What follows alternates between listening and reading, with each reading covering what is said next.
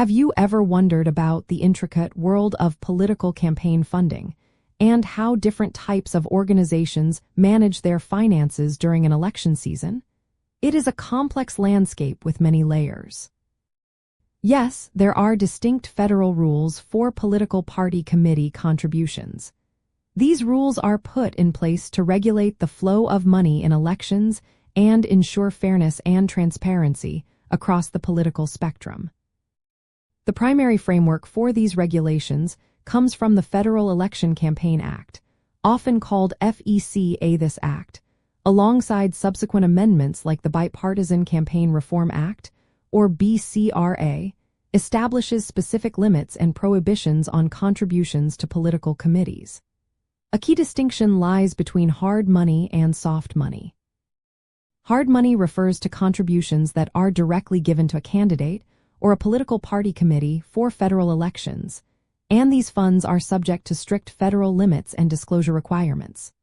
Soft money, on the other hand, historically referred to contributions made to political parties for activities like party building, voter registration, or issue advocacy, which were not directly tied to a federal candidate.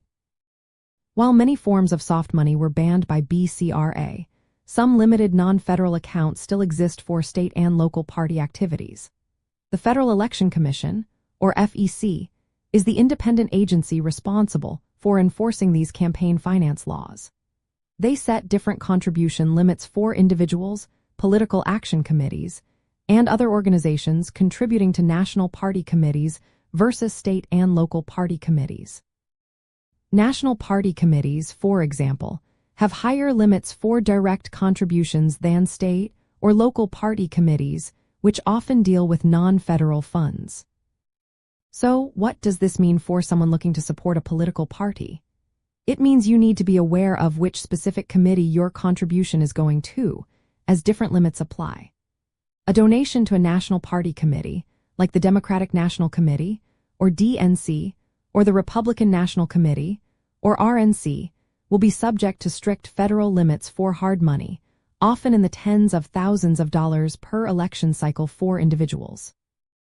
If you contribute to a state party committee, a portion of that money might be allocated to non-federal accounts for state and local election activities. These non-federal accounts still operate under specific state and federal guidelines, but their limits and uses can differ significantly from federal hard money contributions. Political parties themselves must meticulously track and report all contributions and expenditures to the FEC to ensure they comply with these varied rules, including detailed quarterly reports. Understanding these distinctions helps individuals make informed decisions about their political giving and ensures their contributions are legally compliant. One interesting aspect to consider is the concept of coordinated expenditures. These are spending efforts by a political party committee on behalf of a federal candidate that are treated as contributions to that candidate and are subject to specific limits. These expenditures are distinct from independent expenditures, which are made without any consultation or coordination with a candidate or campaign. This nuance highlights the detailed regulatory environment governing how parties can interact financially with candidates.